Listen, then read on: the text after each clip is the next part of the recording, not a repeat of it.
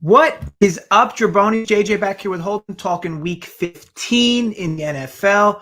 Off a little 1-1 last week. Holden, was nice to get my win, and look, you picked me up the week before, so I was happy to pick you up there. And it's like I said, I think out of the entire season, I think we've been 0-2 once together. I think it just doesn't happen.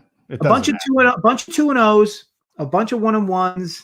And I think 1 0-2. So been pretty good. Been pretty good. What are you thinking about this week?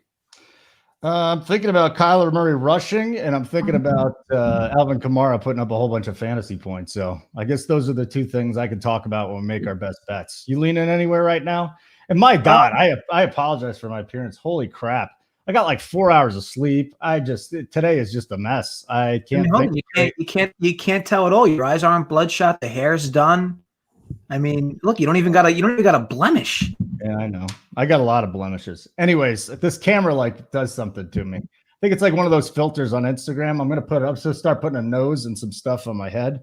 And your camera's got like some type of fluorescent light, right? Like you're younger to those kids. Why do women do that? It's not fun. I don't want to have sex with a furry.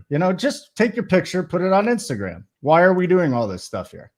I mean, Holden, have you seen how you look with a filter? I mean, it's pretty incredible how much it can enhance your image. I mean, and not just your one head, the other one too. You can do a lot of enhancing. You can do a lot of enhancing with Instagram. Yeah. Have you ever done that on there? Like you've made like a little French tickler or something for no. Well, you're saying no. No, I haven't. Here's the problem, Best Pie Eater. We're going to get into these games because I got to get moving here this morning. I need some energy. You're saying nice hair.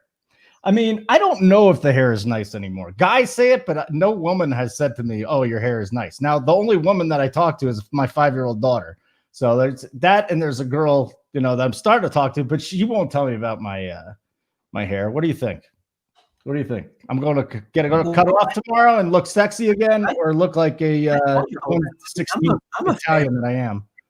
I'm a fan of the hair. I mean, look, I come in with the Jimmy Neutron hairstyle, so I mean, I can't really talk on what your hair looks like. Okay, but I think it looks good. I think outside of you being airbrushed this morning, I think you look fine.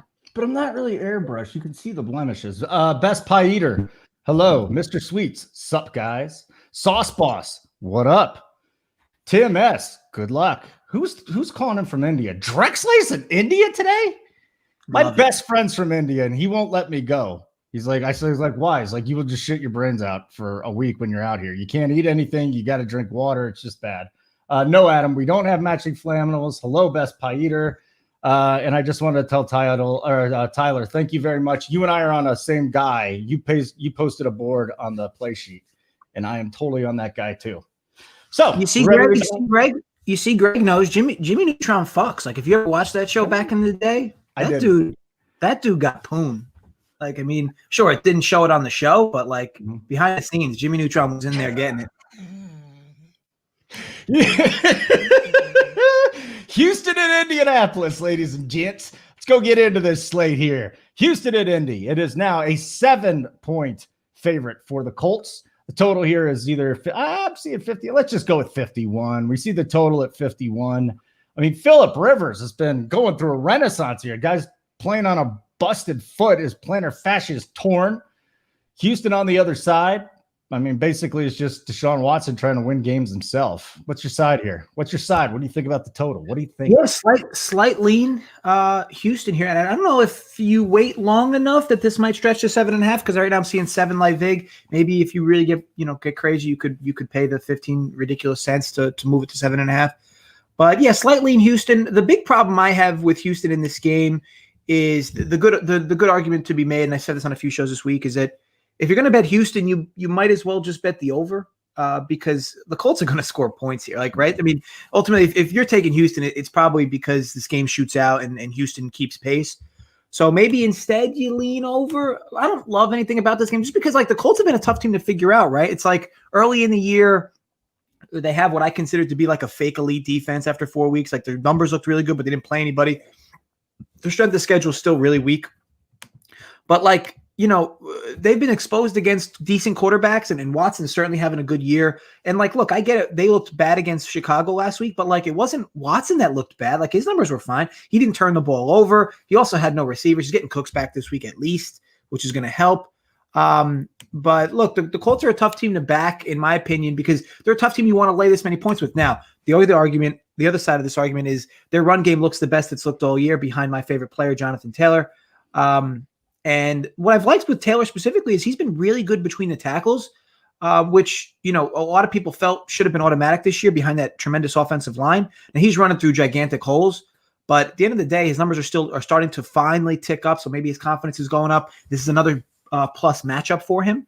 So if they can continue to run the ball very effectively, Rivers has been, dare I say, above average this year. Has. So I think overall, lean Houston. I can't lay this many points with the Colts, even though the Colts could win big here if Houston just completely doesn't show up. But Watson's been showing up every week. Lean, taking the TD with Houston. How's your boy Jonathan Taylor doing today? This is one of those spots where maybe the market overreacts a bit. Maybe he comes back to earth. But I can't touch. He's a player playing with a lot of confidence right now, and he has such a good matchup from DFS though. Isn't he in the 7K area? Yeah, he's pretty cheap. Cheap. Yeah, I think so. He's he's right up there the last 2 or 3 weeks in scoring. Yeah, and he's got an amazing matchup. So yeah, I think that's cheap. I think he could easily be a top 3 or 4 scorer on the slate. Yeah. Do we want to double down on Prize Picks on his under here? Do we want to use this as the week? What is his under? I think it's 18.5. Oh, that's a lot. I mean, I said he could. I'm not. You said 7K. I mean, you need that from him anyway. That's basically his floor needs to be 18. When you're betting those, you basically need to bet his floor and then maybe add a little bit to it, right? What is your strategy behind Prize Picks at running back? You said at 7K, he's you're doing this to me again. Just drop it. It's not happening. You're poking the bear. Don't piss him off this morning. Come on. All right. We could just move on. Next game. Detroit at Tennessee. The Titans, 9.5-point favorites. Everybody's expecting Derrick Henry to go bananas today. 53.5 is the total. JJ, Matt Stafford is going to suck it up and play today. Basically, his innards are on his outers. He is in extreme pain. I guess I'm glad he's playing because he's a real trooper. But Tennessee should kick their asses today. 10 points, though, to cover 9.5. Is that a little too rich, or can they do it? Another game where Tennessee plays a team that's pretty poor defensively in the first half, and Tennessee's one of the best scoring teams in the first half. Kind of luck boxed a team total win with them last week, first half, where they got 17 in a real fortunate way. But I think another spot where, look, Detroit gives up points in the first half. I would lean Tennessee to score points in that first half. So maybe lean their team total over. I think it's probably going to be 14.5. This number's come down from 11 since Stafford was the confirmed starter, but the total's still gone up a few points. Total's huge. So, you could bet it over. The points in this game make a lot of sense, but I think if you're going to bet this over, you more or less have to assume Detroit's going to come to play today and score, which they could, but they've shown some Jekyll and Hyde in that aspect. Needless to say, I would my lean would be Tennessee's team total first half over. But everything else is kind of a bit odd with this game. Like I said, Stafford wasn't supposed to start, so since he is, now the line's climbed underneath 10, which makes sense for Stafford. But the total is just super high. Again, a game that could shoot out and still go under, so I'll pass on the total. Stafford could leave this game. There's I'd say there's a 40% chance he doesn't even make it through this game, if I had to bet, because he is seriously screwed up right now.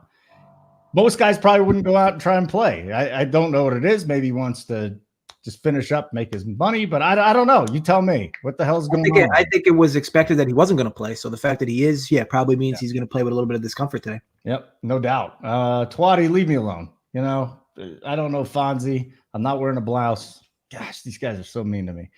Jets, Rams. Oh, my God. JJ, 17-point favorites for the Rams at home against an awful Jets team. The total is 44.5. I almost feel like the Rams could put up 44.5 if they wanted to today. Why don't you start with the total here? Because the problem is I don't know if the Jets could put up any points. And then 17 is a heavy number.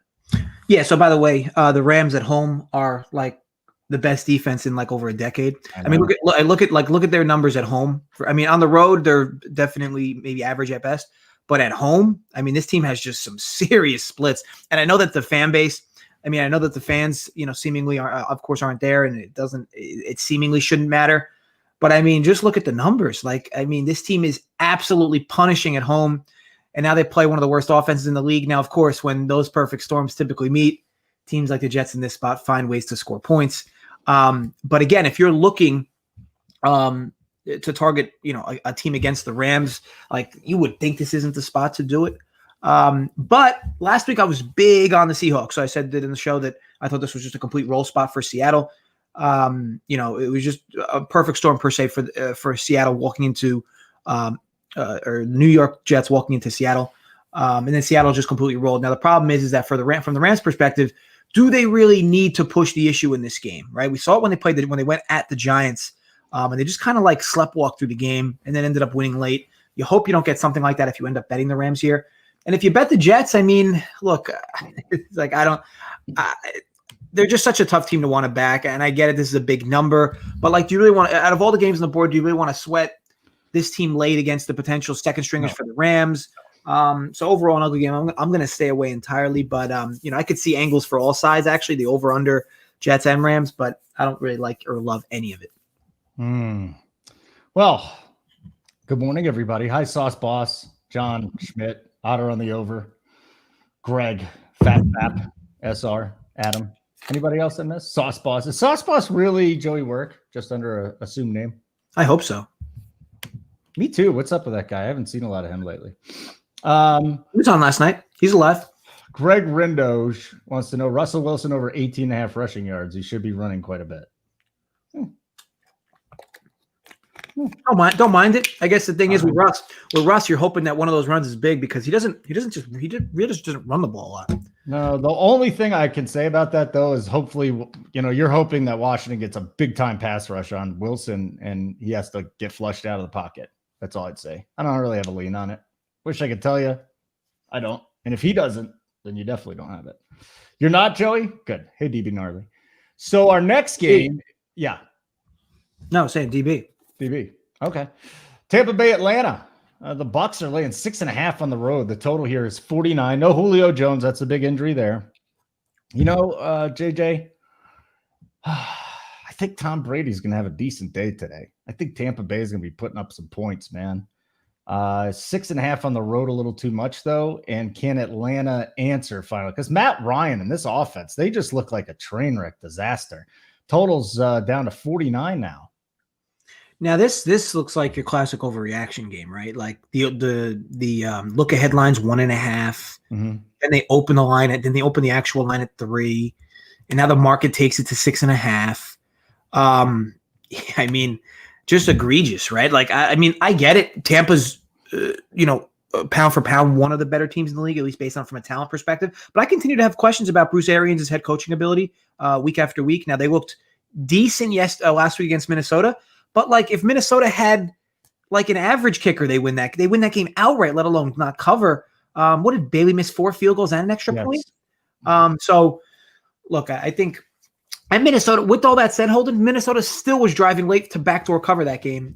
So I don't love anything I've seen from Tampa. And I get it. Like on paper, this team is supposed to be really good. But I question Bruce Arians' coaching ability. And this defense just isn't putting it together. They have a ton of talent, but they continue to give up points. Now, the problem is Atlanta. Talk about a team sleepwalking. This team has looked dreadful like 3 of the last 4 weeks. Outside of their blowout win against the Raiders, which, by the way, what exactly did that win mean? Because the Raiders can't beat anybody either. So the Falcons just haven't looked very good, and they're a tough team to back. But if you talk about market overreactions, like this is a big number with the Falcons. So, lean Falcons, but I can't love it because this could be the beginning of where Tampa begins to show some dominance, life, if you will. This is one of the teams picked before the season to be one of the top teams in the NFC. And right now they're tailing the Saints, right? So they need to win these types of games. They're going to play the Falcons twice over the next 3 weeks. So maybe you send an early message here. Either way, I would lean slightly in the Falcons just because it just appears like a complete market overreaction, even though Tampa's not a team I want to step in front of right now. As for the total, decent sized number. But look, some of Tampa games have been playing light, and some of Atlanta's games have been playing light. Atlanta's defense has been stepping up. But either way, I'm going to probably avoid this game entirely with a slight lean on the Falcons. Ooh, slight lean to the Falcons today. I think Brady's coming back, man. I think he's going to have a big day today against the secondary, but I really don't have a side or a lean on the total. I guess the team total for Tampa Bay would be what? Upper 20s, maybe 27, 28. Yeah, it's got to be. Yeah, it's got to be. Yeah, it's got to be 27.5. Especially with Fournette back there. Maybe like a passing attempts prop is something I'll look at with Brady after this. New England, Miami. This is interesting, huh? Miami, 1.5 point favorites at home. The total is 41.5. It actually is up to 42 now. So if you want to bet the under, go to DraftKings. They got it at 42, JJ. And they got it at -1. So what do we have here? We got Belichick going back up against his protege. Belichick going back up against a rookie quarterback. Belichick going up against a rookie quarterback where his weapons are hurt. I mean, what are we doing here? Devontae Parker might actually come back. That's nice to hear. But, I mean, New England's defense has put up some good performances. So, JJ, is this a spot to take a dog on the road? One half of my teaser here for a best bet. It's going to be taking New England through the 7, plus 7.5. If you're in legal markets like Jersey and a few other states, Colorado, like you, Holden, you can just alternate spread parlay this. So take 7.5 as one leg, and we'll discuss the other leg in a short moment. But so for me, look, I get it. Miami's been good, right? And Tua's shown some improvement. But look, I think New England's one of these gritty teams, and also this is a low total, right? So I mean, clearly points aren't to be expected in this game. And I worry about Miami's ability to push the ball downfield against this New England secondary, especially with Gilmore back there. Now, look, I get it. New England just got trounced against the Rams. Last Thursday night was that game, right? Yes, it was. A little extra time to prep for this one. And Belichick, of course, against rookie quarterbacks. It's a narrative too big or a trend too big to kind of ignore it. He's just fine. He finds tendencies with these kids. And look no further than Justin Herbert a few weeks ago had one of his worst games of the year. And I'm not saying the exact same thing is going to happen to Tua here, but you would figure Tua is going to struggle to move the ball. And again, if I can get 7.5, and look, I get it. Miami needs to win this game. This is a must win. It's not like motivation is going to be an issue, but I just like a Bill Belichick team here getting 7.5 against a rookie quarterback. In a game that you figure should be close enough, as long as Cam Newton can neutralize turnovers, not go crazy with turnovers. I think it makes a lot of sense to push them past the 7. That's your teaser pick. I like it. It's fancy. Seattle at Washington. So this is probably the game that I have the least read of the whole slate, because Washington's defense, people are sleeping on these guys. I guess they're not anymore because they saw Chase Young just completely dominate a game. But if they can get pressure on Russell Wilson today, that's going to change things a whole bunch. Here's the problem, JJ, and you know this. Dwayne Haskins is in at quarterback. And I know there's some optimism around Washington, but this guy, as much as I can't stand Alex Smith really doesn't turn the ball over a lot. He doesn't take chances, but he doesn't turn it over a lot. So 43.5 the total. Seattle -6.5 on the road. I mean, this is going to be a rough one. The reason why I don't like taking the Washington total under 2 is because I think their defense can either score or put them in a good position. Do you have a lean on this? Yeah. So let's combine the teaser here, close it out. Nice. Seattle money line, or Seattle -0.5 point.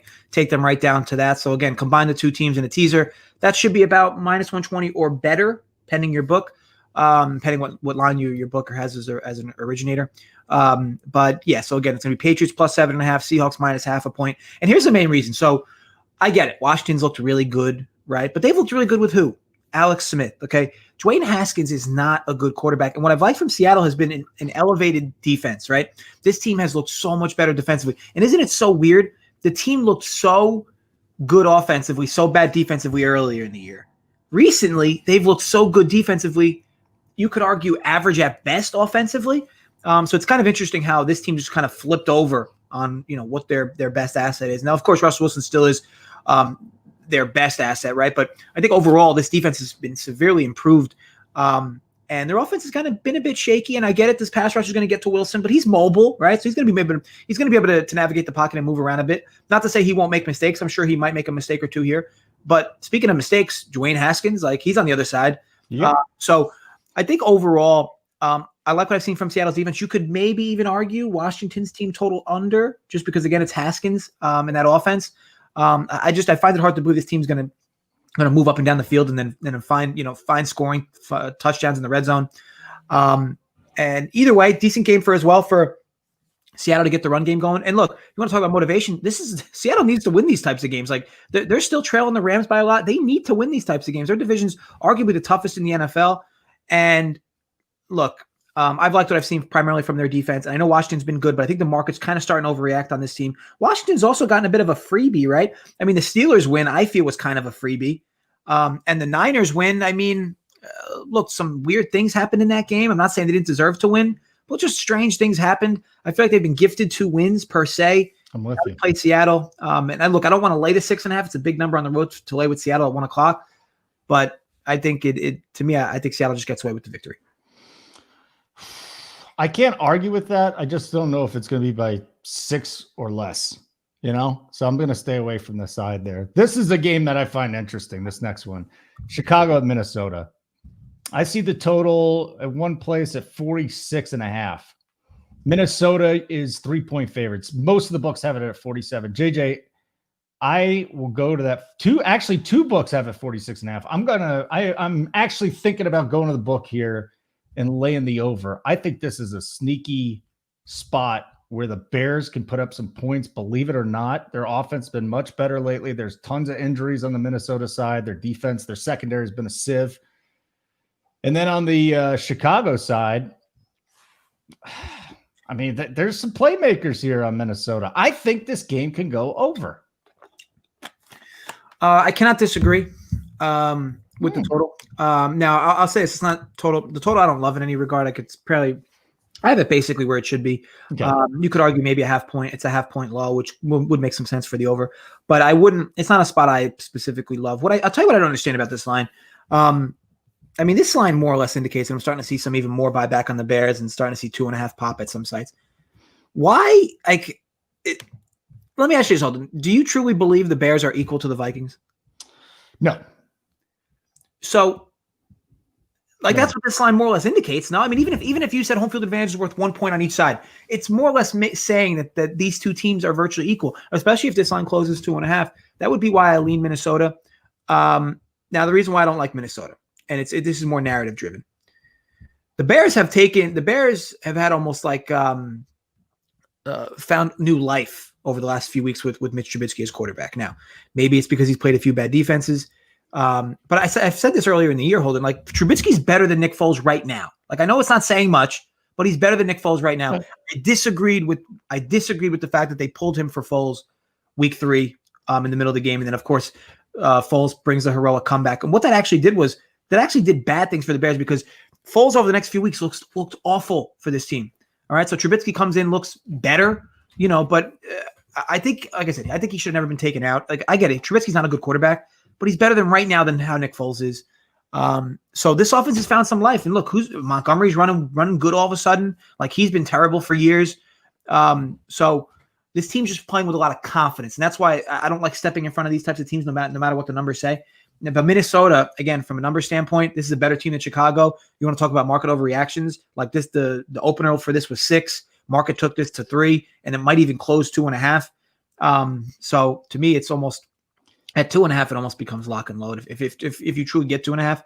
But other than that, the only thing pushing me away is I don't like stepping in front of teams after they've made a significant change on offense or defense.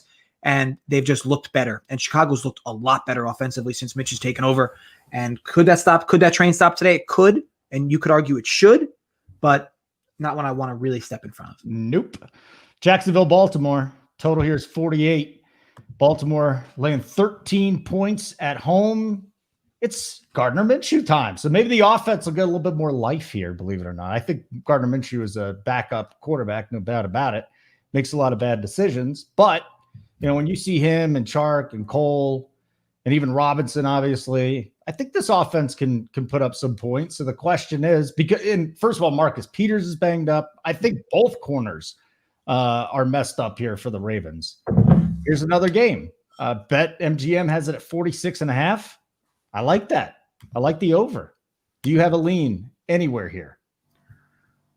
So bet MG. Well, I was going to say 46 because that's a lot lower than the market. Let me go make sure I could still get that. Anyway, yeah. So I'll just go. Why reason why I asked because that over would be my lean for this game, and primarily because Jacksonville games have been shooting out. Like I know the last week against Tennessee didn't get there, but they only needed like a touchdown with 12 minutes left in the fourth quarter. They're just like teams stopped scoring in that game. But again, these Jacksonville games every week have been shooting out, and like you could argue Baltimore's running offense looks the best it's looked all year behind Jackson. Jackson's finally confident. It almost looked like earlier in the year, Holden, Greg Roman was telling Lamar, look, I want you to run less. I think we can make you a better thrower. So, once your reads aren't there, or once you go through your reads, go back through them again. Look if you can see more people open. Look at what he was doing against Cleveland, though. It was like once his reads weren't there, he was gone. Like he was out of the pocket moving. I know. And it made the run game better overall because then the running backs had more holes when they were running the football, when they were running the read option. Either way, this run game's looked as the best it's looked all year, and now they play against a team that's just can't stop the run. So it doesn't project well for Jacksonville to do anything to stop this team offensively. And look, Gardner Minshew, I mean, look, it's been proven he's not a great quarterback, but he moves the chains, okay? And Baltimore has injuries. So I think the over makes sense in this game if the number's light enough. And I'm seeing it starting to buy down to 47.5 now. Yeah, now you're seeing 47.5. So yeah, I mean, I lean the over primarily because of the fact that Jacksonville's been potent enough offensively. They just haven't been able to close out drives. And Baltimore, there should be no reason Baltimore gets stopped today.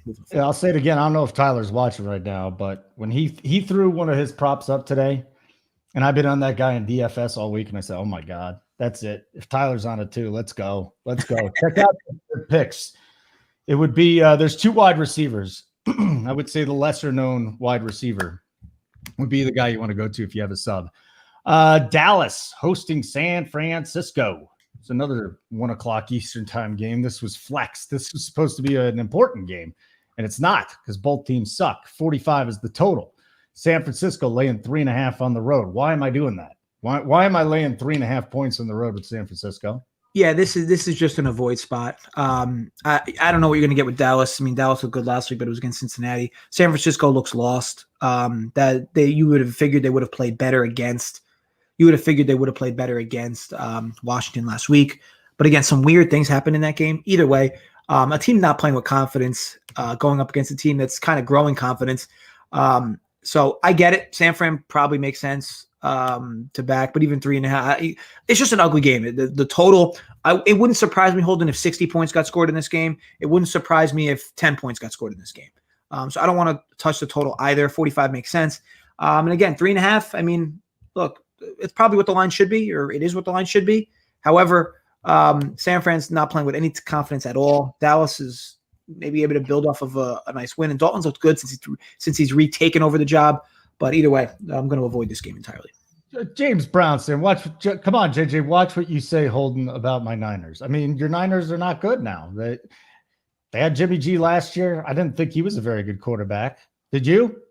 I think he's a league average quarterback. I think Mullins is slightly below average, and they need to get their defense healthy. And then when they get Debo back, their offense is going to be electrifying next year. I think Jimmy G got paid too early. So I think he never had enough motivation to want to be like an elite quarterback. By the time he was going to be an okay quarterback, he already got paid a shitload of money. He didn't seem like a guy that's super motivated to be better. And I'll tell you, it's like, obviously it's hard to judge these guys off the field, but like just watch Jimmy G play. Like the dude is just he makes a lot of bad decisions with the football, Needless to say, he's under great tutelage. You would figure he would improve a bit. He's been bit by the injury bug as well this year, so that's unfortunate. But I mean, yeah, like he's been good as a game manager when that run game's working well. The play action with him works better, of course, but you ask him to bring you out of a hole. I mean, he's not the quarterback to do it. Hasn't proven it yet. He gets paid like he's supposed to do it. Let me see here. We got a couple other things. Oh, survivor pick this week. Like you're way down. Good job if you're in week 15. New England San Francisco, Arizona. Adam needs New England, San Francisco, Arizona. You got to take San Fran, Arizona there. Like, I mean, I get New England could win outright. It's a tough week though, right? Like even me, like I'm going to be picking Minnesota in my survivors.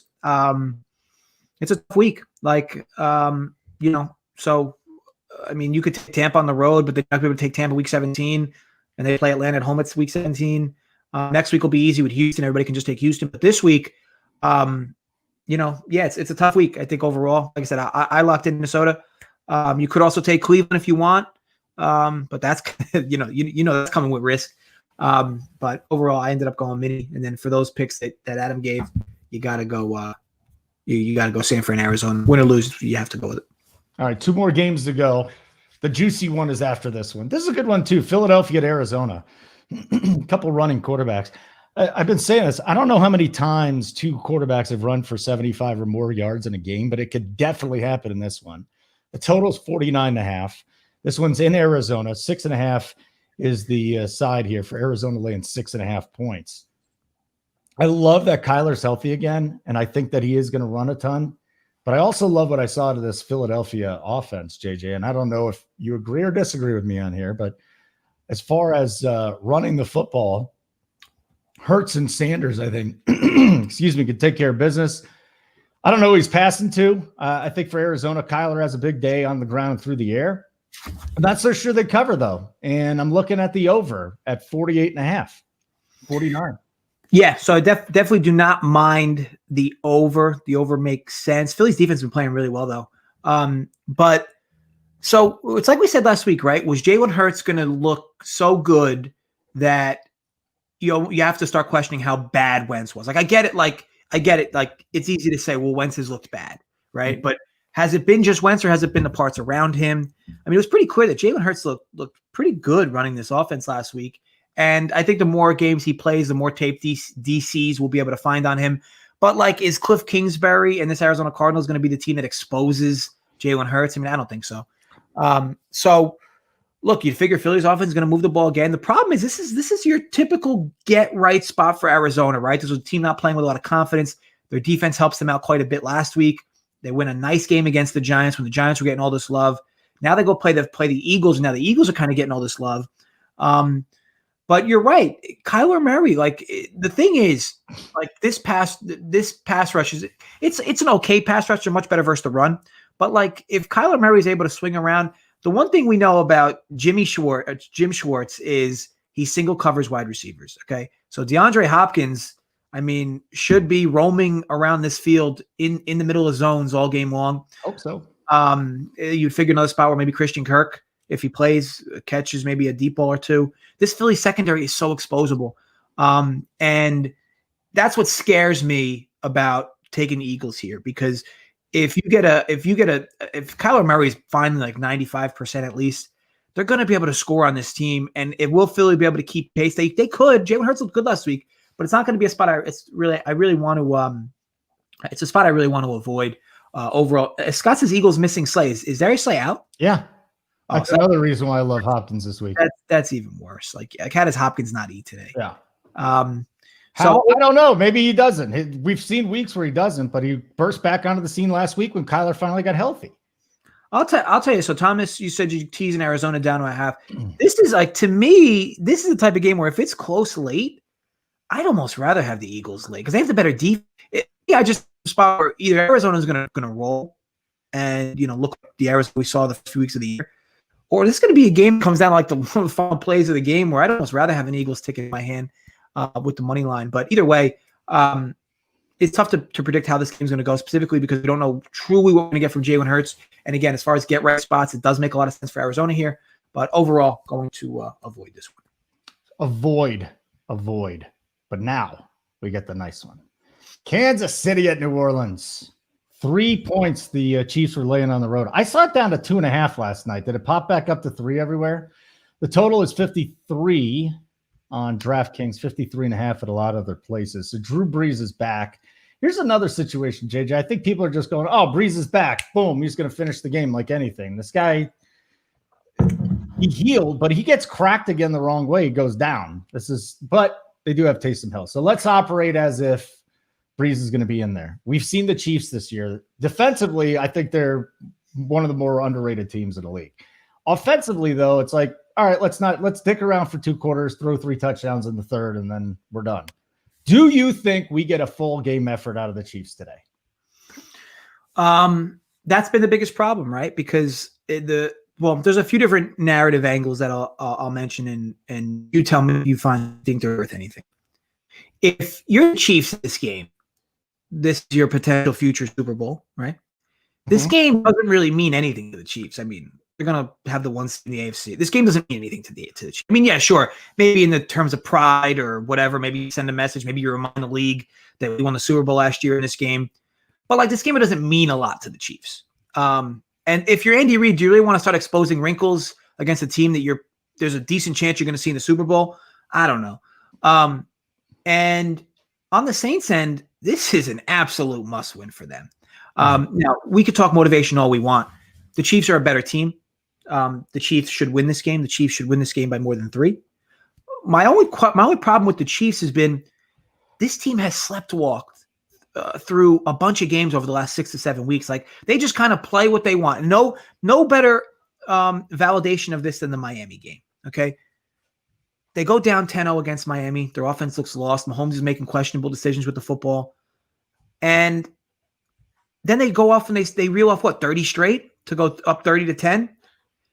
And then they give up 3 straight scores to not cover. So this is just a really weird team. Now you could argue, well, now it's only 3, so they're not gonna have to do much. They just need to really win the game, right? But like I don't like what I've seen from them in the terms of the turn on, the turn off, in terms of how good they are. Or okay, now we're down. Let's take it a little serious. Let's score here. I just see this team like often. Like if they're early in games, they run these like triple reverses that lose yards. Patrick Mahomes took a 30-yard sack last week. I know. He was just running backwards. Like, who gives a shit? I don't care. I'm just going to keep going. But that's the kind of shit we've this last 5-6 weeks, which is why for me they're a tough team to want to back. But look, if they come out, want to win the game handedly, they probably will. My issue is their lack of consistency has been tough to pinpoint. But look, Saints defense has been really good. Okay. Chiefs defense is above average. Maybe you argue if this total keeps climbing, it makes sense to target the under. But woof, you got to figure you're going to sweat that under. I mean, these two teams can both pile on points. But again, if you're trying to draw up the Saints' path to victory, what's Saints' path to victory, right? Long, sustained running drives, okay, which are going to eat the clock. So overall, I will more than likely avoid this game, but slight lean, especially if this total keeps creeping, on the under. I like it. The under, huh? Ooh, some player props in there that I was looking at, but have not pulled the trigger. What about like a Kelsey first touchdown or a Hill first touchdown or something crazy? Kamara. You could doubt. Yeah, I think that's the way to go. You're right there, buddy. Did you freeze? Am I here by myself? I think is my internet bad? Can you hear me? It sucks a little bit, but that's okay. We'll be all right. When's the last time the Chiefs covered? Yeah, I think last year it seems like. It does seem that. Oh man. All right, we got through that. You want to do some prize picks and then we give out we'll give out your best bet, Holden. Did you give it out yet? Oh boy. All right, you pick which one my best bet is, okay? Because I feel really good about both of these. Kamara over 19.5 PPR points on PointsBet. Go to PointsBet over 19.5 PPR points. I mean, if he catches 7 balls today for 60 yards, that's 13 right there. He scores a touchdown or runs, he's done. The other one would be Kyler over 46.5 rushing yards. So let me know which one you want. You pick. Kyler rushing. Kyler over 46.5 it is. Yeah, Kyler rushing. Okay, so we could type that in there. Kyler rushing. Yeah. 46.5? Yeah, 46.5. I think you get it on DraftKings still. A couple places at 47.5. Just get the best number you can. Take the extra yards. Yeah. Okay, I guess we could talk some prize picks. So 3 I like today. Deshaun Watson over 20.5 fantasy points. This number's just too light. Like they consistently put these numbers light for him. When I say light, Watson should be 23, 24 instead they're hanging at 20.5. He's getting Cooks back. He's been more mobile than he's been all season. His decision making has been tremendous.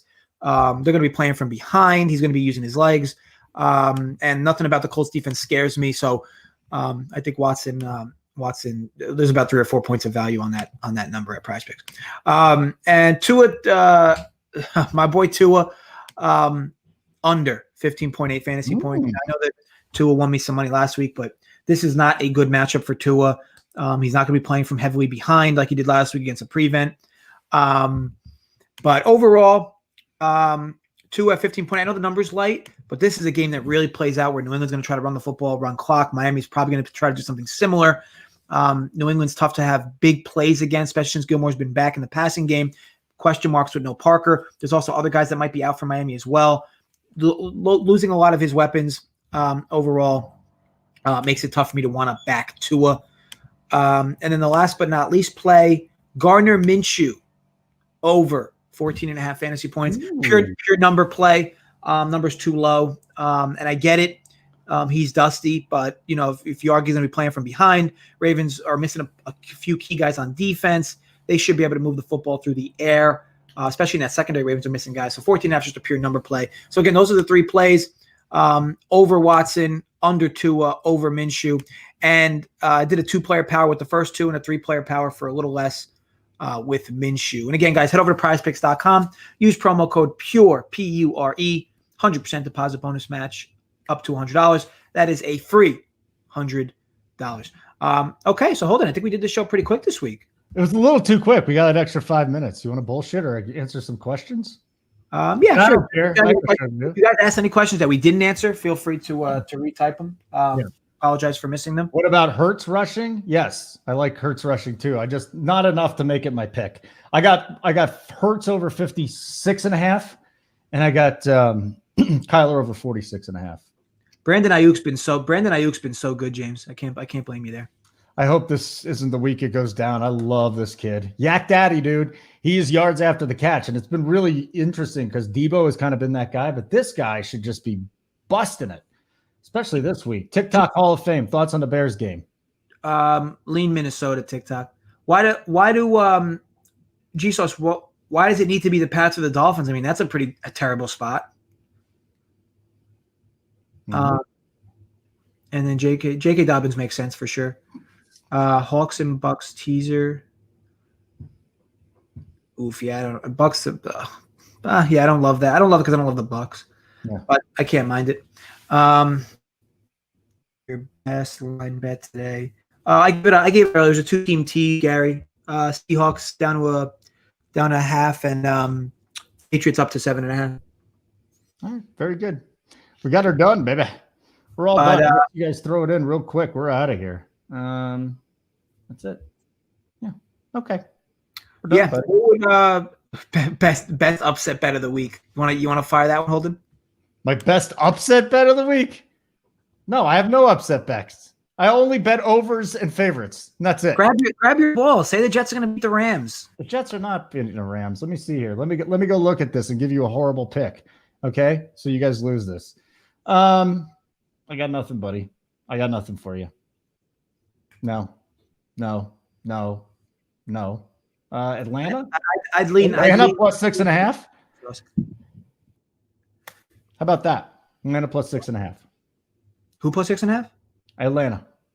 Okay. I mess with it. Not my best bet, but if you're asking me to grab my nuts and say something stupid, there you go. Patch G-Sauce. But all right, guys, thanks again for hanging out with us. Good luck with all your bets. As always, gamble responsibly and stay safe, folks.